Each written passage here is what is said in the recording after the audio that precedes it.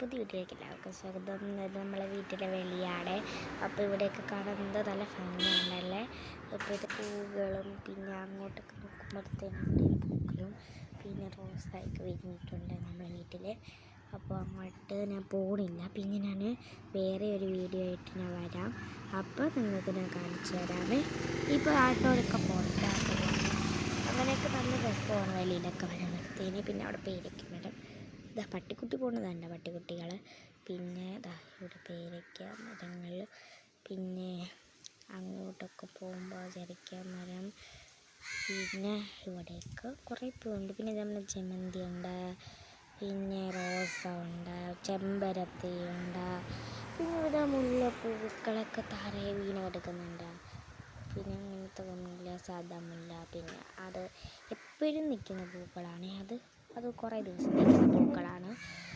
അപ്പോൾ അത്രയുണ്ട്. പിന്നെ ഇതൊക്കെ മുളകളാണ്. ഇതൊക്കെ നല്ല ഭംഗിയുള്ള ഒരു ഇതാണ് കേട്ടോ.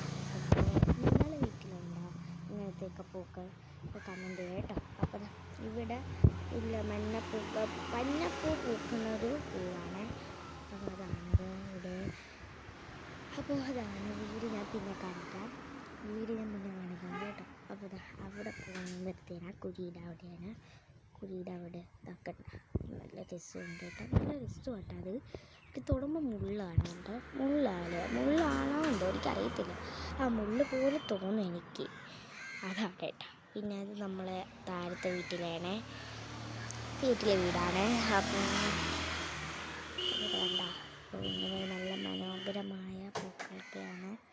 അപ്പോൾ നമ്മളെ വീട് ഞാൻ പിന്നെ ഒരു ദിവസം വേറെ വ്ളോഗിൽ ഞാൻ കാണിക്കുന്നതാണ് കേട്ടോ.